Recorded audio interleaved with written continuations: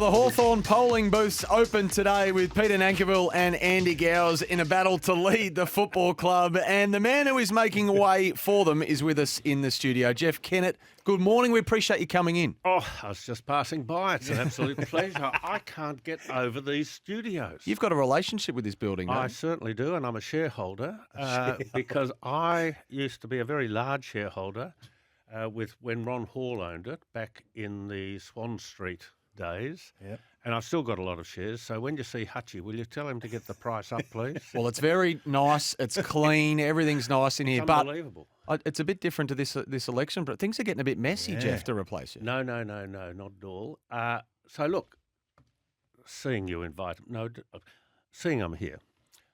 Before we get on to the election, can I just, because we had our AFLW best and fairest last night, and I was thinking about that and where we are today and the journey that I've experienced over my life with football and Hawthorn. And I thought, does it interest you if for just a moment I give you a bit of a rundown? Because it's not, things have changed so much, so extraordinarily over that journey. So, was that a yes? 100%. Right. So, as a young man, we used to live in Glen Iris and Hawthorn. And my father used to take me down to Glenferrie Oval in the 50s, right? And he took me down there as a young boy, bought me a little stand to stand on, and I was watching the players on an oval that had no grass at all, not a blade. So I saw John Kennedy Sr., and I saw Mort, and I saw John Peck, and all these wonderful players. And I was fortunate enough to then see the first grand final, 61, as I've seen them all. So I've seen all 13 grand finals. And then as we move through time, the 71 grand final, my favourite is still the 89 grand final, which was just wonderfully strong. And it's the only grand final I've ever watched the replay of, ever. I just love the dynamics of that game, which we'll never see again. So as you know, I entered politics and in the 90s was Premier. The next milestone in my life with Hawthorn was really the 96 merger that Don and Ian Dicker led. And even then, one of our board members today, Anne-Marie Paliza, was part of that payback deal. And she came up with the proud, passionate logo, which was so prominent for so long. Towards the end of my premiership in the 90s, as you know, Waverley was up for sale by the AFL. And there were two major bidders. I can't remember who the second one was, but Mervac was one. And they came to me and said, well, what should we do? How do we get this deal off the ground? And I said, you need to have a community involvement in that particular region, that area, because otherwise I think the planning people will knock you down. And in the end, we were able to convince, as it was Mervac, to give us 6 bays, Hawthorn, for $1 plus the oval, which gave us a huge asset, etc. We got that deal done. Ian Dicker and his team then were able to deliver what was then Waverley. They asked me to join the board in 2005, and before that, the year before, Jason Dunstall, Ian Dicker appointed Clarko as coach. And that changed a whole dimension for the club. I became president. They asked me to be president in the end of 2005. And at that stage, we had a new facility. We hadn't won a premiership since 91. We didn't have many sponsors, and our membership was only about 29,000. We had a very, very good board, one of the members of whom was Jeff Harris, who was one of the co-founders of Flight Centre. And he recognised the need to try and bring a team of people together, and he funded, with a couple of others, but Jeff mainly, Clarko's first trip to Kokoda. And every 2 years, Clarko used to take the boys up there, the new boys, getting them to work together, hard work, to build and mould a team together. As you know, we went from there to 2008 when we won our first premiership in 14 years. And one of the memories I'll always take with me when I finish in a couple of weeks' time, about 3/4 of the way through that year in the boardroom at my office, I said to Clarko, mate, is there anything else you need to win a premiership this year? And he sat back and he thought and he said no. And the moment he said that, I realised there was a smidgen of a chance that we could win. And you might remember everyone thought it was a win out of the blue. But in fact, there was a lot going on in Clarko's head. I left the board. My term was up after 6 years. Andrew Newbold came in. We then went on to win 3 more premierships. And they asked me back, I think it was about 2018, and it has been the most extraordinary journey from the 50s to here we are in 2022. We made some investments in a couple of gaming facilities, as you know, which didn't please all our members, and one of our players, James Morrissey, was very upset about that. But they were legal, and we held on to them long enough so that we sold them this year at the highest prices possible. That money, in part, will go into building our own facility at Dingley. We will be the only club in the AFL, the only club that owns its land and its facilities, training facilities. Very different from 50s when we were on a grassless surface. We've now got into our AFLW. We were in the VFLW in 2000 and I think it was about 18. We won the premiership that year and we won the VFL premiership. And last night we had this extraordinary night where we had our AFLW best and fairest. What was so special about it, there were some of our existing players who were there, Ned Reeves, Jai Newcomb, Mitch Lewis. So the way in which the men and the women are working together is an absolute delight. Michael Tuck was there. So you had one of our real champions from the past there. And I've been thinking about it for the last few weeks, just how much football has changed, but just how much our lives have changed over that period of time. And there is no doubt, and I'm sure it's the same for other clubs, that we're in such a much better position. So even when I saw the first day when our women's team, AFLW, trained with our men's team, Sam Mitchell, had them training together on the ground. So we hear about things socially, about domestic violence, etc., etc. Bringing the women into the club as equals is so, so good to see. And so, yes, I finish up, on the 13th of December, and no one on their own ever achieves a thing, but teams of people do. And over that period of time, I've been most fortunate to have been able to work with a lot of people that are just so committed to developing this entity, this Hawthorn Football Club, which is without a doubt in the strongest position it's ever been, but for the right reasons, and the most important reasons are the people who both work in it and the people who support it. And that's about 80,000 people. Yeah. Big membership base. Can we talk about what comes next? Yeah, sure. Why is Peter Nankerville a better candidate than Andy Gowers?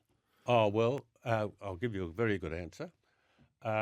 Peter Nankerville was on the board for 2 years before I joined it, so I never knew him. So Andy's out there saying he's my man. That is not correct, and it's not fair on Peter Nankerville, right? It's an awful thing to say. Peter Nankerville was a senior lawyer. He was appointed by the board or invited onto the board before me. He's been my deputy for 5 years. I always work on the basis whether it's Premier, head of Hawthorn, head of Beyond Blue, that as leader you've always got to make sure that your deputy knows everything that you're doing in the event that you fell off the cliff, so there's a smooth transition. So Peter has been involved in everything the club has done. He's been involved in the governance. He's been involved in, for years now, in getting this Dingley project up and running. He's been involved in all the things that are actually in the guts of the club. So Andy hasn't been. Andy got off the board in 2018. I feel sorry for Andy. Look, he's a nice guy, but he's not connected. He hasn't even taken out a membership of the club. So when he left in the board in 18, he let his membership go. He only paid a membership fee last year when he thought that he was going to stand for the board last year, and he still hasn't paid for this year. So come on, Jeff, you can't be having a go about the lack of a membership. I can, because if you want to be part of this, if you want to be part of a football club, you've got to be connected. For goodness sake, if he thinks he understands how he can do something better, then why aren't you part of the club? Now, he paid his membership last year, and that entitles him to stand this year. I'm not saying there's any question, but there's no continuity. More importantly,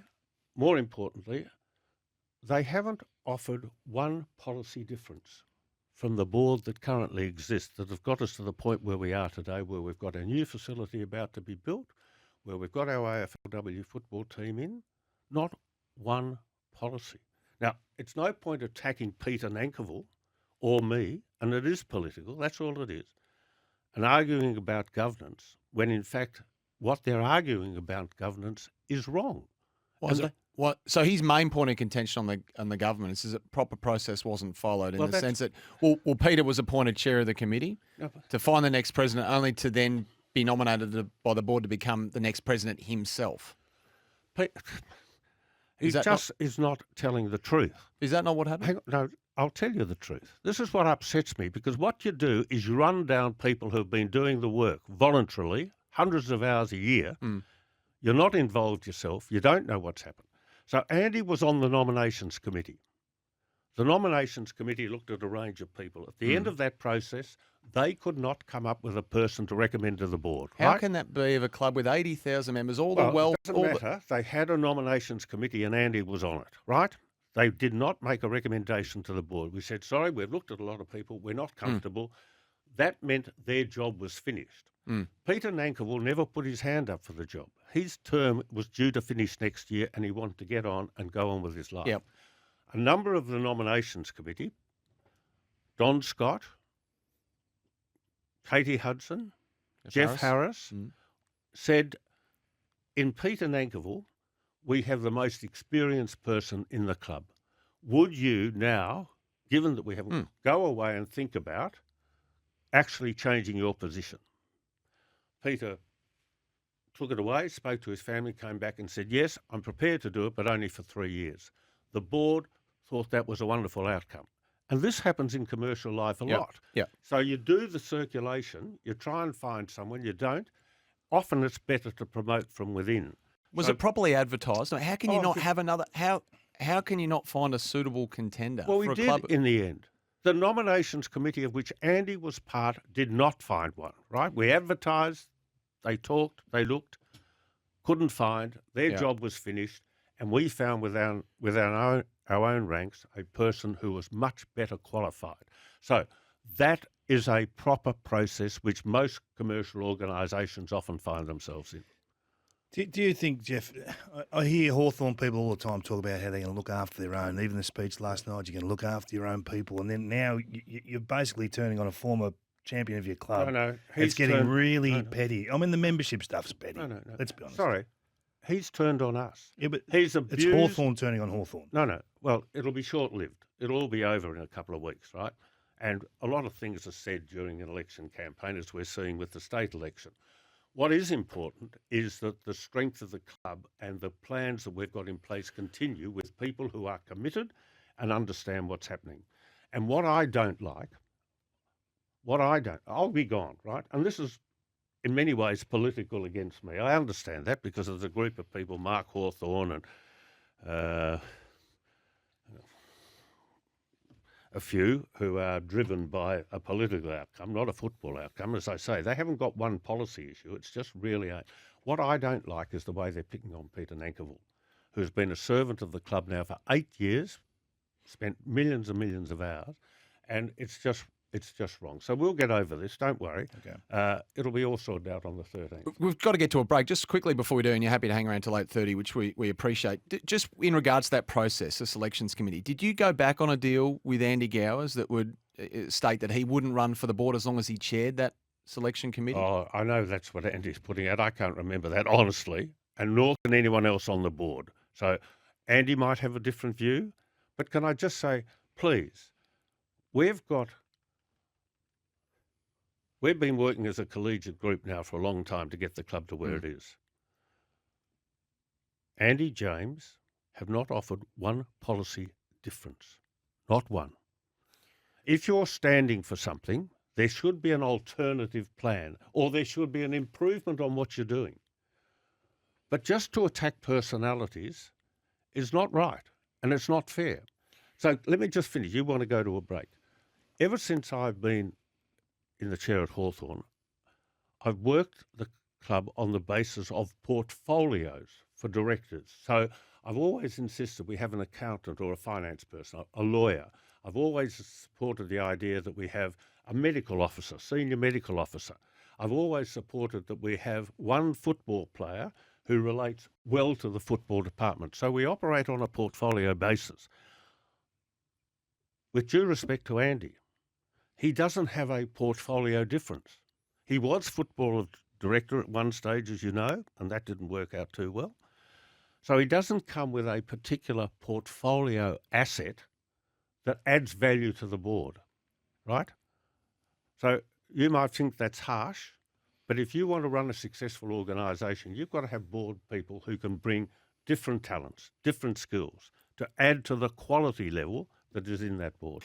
Jeff, you criticised the Gowers camp recently for a lack of diversity. You said it termed it a return to being a boys' club. But your board, educate us here for a second, had the opportunity to roll one candidate over of three. They were Richie Vandenberg, Anne-Marie Palazzi, mentioned earlier, or Katie Hudson. Now, the board chose Richie, so that puts Anne-Marie and Katie up for election. So what do you say to people who might say, if you were champions of diversity, then why would you have not kept one of the women on the board? Because we have kept one on the board. We've got two now, right? And they're both up for election. Why have we kept Richie? The Constitution says that we've got to retire in rotation. So the only two that can go up this time are two of the existing. So we decided, given where we are with the football department, with Sam Mitchell, who is our new coach, Richie works very hard with them. We want to make sure that we just focus on the football while we focus on the administration. And that was a laid down misère. The two women, Katie Hudson, who's a very senior finance operator in Melbourne and Australia, Anne-Marie Palazzi, who is a senior doctor, are two people who have been on our board for 3 years who have been absolutely important to our success and delivery. And we have no doubt that they will be well supported. We do have a vacancy created by Peter moving from the board, because you don't get elected from the board, you get elected from the membership. So Peter has to move up, and in that case we've put Maria Louis in, asked her to stand. Maria Louis works on our foundation work, been working with the club for a number of years, a very good lawyer, and she will take responsibility for issues of governance, which Peter has, but as he moves up to the top job, his job will be a lot wider. I don't think many of your listeners would understand how much time being on a board of a football club takes these days. And it's all voluntarily. And it's hundreds of hours. And we've had a lot of issues this year, and that involves them. So again, it goes back to what I said before. You need people with, specific skills. You don't want to have an overlap. You want everyone to have a portfolio responsibility. And that portfolio responsibility at Hawthorn since 2005 has seen this transition to where we are today, and the programs we've got for the next few years, particularly the new Kennedy Community Centre, which is going to be about $100 million project. So the people who are on the board have got to understand it, they've got to have the experience, and they've got to deliver who for? For the members, not for themselves. They're doing it for the members. You need $100 million in total to get the Dingley project completed and done. Andy Gowers has said that $10 million of funding will be pulled by the wealthy benefactors until you When leave. you speak to your mate, is that correct? When you speak to him, ask him to name them, will you? So that's incorrect, is it? No, I don't. But I don't know who he's talking about. It is true that the state government, James Molino, actually announced that we were going to. So we've got some federal money, we've got council money, we've got our own money. The state government, I think, was committed $15 million. So it's been earmarked, but it hasn't been allocated. And we've been waiting for that to happen now. Why has that not happened? Is it because of what Andy says? hang on, Your the fondness 10 of mil, the 10 mil you would be banking on. You would know where that's coming from. No, I don't know. Sorry. Tim Shearer runs our foundation, right? And that is to raise money for this and for other purposes. Yeah. And he would be aware of where that money sits. No. I've got no idea. I just asked you. If you want to speak to Andy, ask him to name where that's come. I've got no idea. He's just thrown that out in the marketplace. What is correct is the money from the state government. 15 million, yeah. 15 million. And that has been designated but not handed over. Well, I've got to be quite honest. And this is why half this campaign is running against very, very good senior board members. It's because I, from time to time, have been known to be critical of the government, state government, just from time to time. And I think Why so late at night as well? Oh, because I was up at 3:30 this morning. I work all the time. I love it. I've got a whole range of interests, and it takes time. Yeah. So, what was I saying? So that's why the $15 million you think hasn't been tabled? Absolutely. Okay. Absolutely.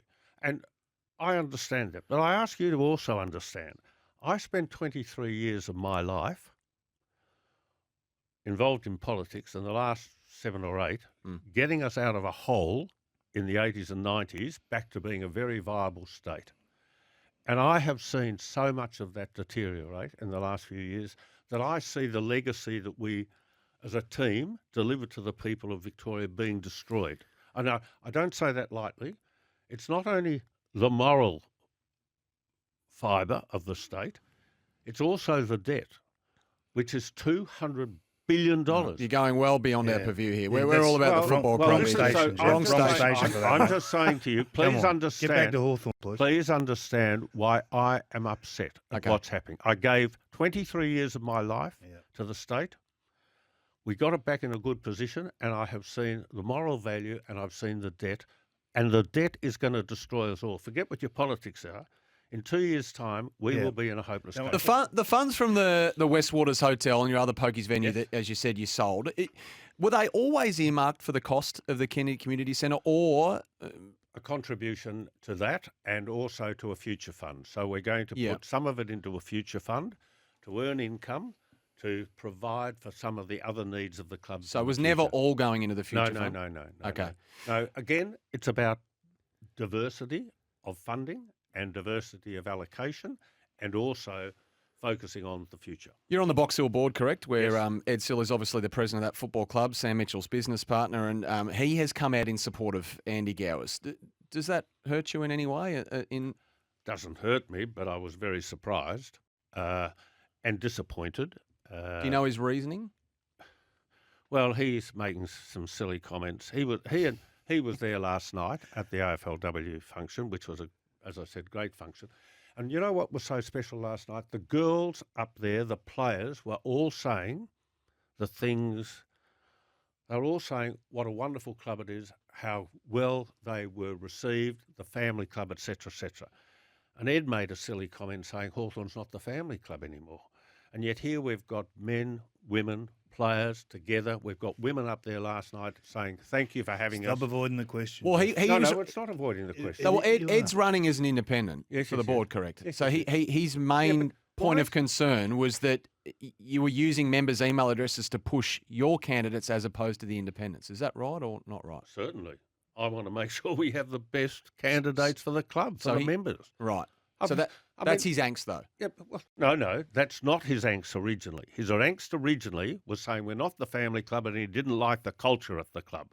Last night, he would have seen the culture pouring out of the hearts of these women who have been given the opportunity to play under Beck Goddard. But unfortunately, he's got some ammunition when it comes to a comment like that, does he not? What? Well, do we not need to address where things are at culturally? Culturally at the club, it is fine. In an investigation? It is good. There was incidents that have been alleged 7 years ago when Andy was the football director, right, which we found out in our survey of the staff. And I would always say we have a responsibility to check with our staff on welfare. So we were surprised at the results. We were very disappointed. We were very disappointed they weren't able to be transferred naturally to the AFL to resolve so that all people were properly dealt with. But it was, as you know, the stories were given to one of the media, and that truncated the opportunity to deal with it properly and quickly. I've heard you put Andy Gow's name in there a couple of times as the footy director at that stage. Yeah. You're not surely saying that he's Responsible. responsible? No, should I'm not be- saying he's Well, responsible. why do you keep throwing his name Because in he wasn't on top of the job. If you have, I've had 2 football directors in real terms. there? Richie? Richie Vandenberg Yep. and Jason Dunstall, on top of their job the whole time, with the coaches the whole time, with the players. Some of our senior players have said to me they never knew Andy was even a football director. I'm just saying, I've put the name in because I'm just repeating the fact, right? Yeah, it's almost like you can't keep making excuses. If you want to put yourself up for a top job, you've got to have either the grunt, and by that I mean the experience to take a portfolio, or you've got to have the performance. There was no performance. No performance. Now, I'm not blaming him, right? I'm just saying, no, well, hang on.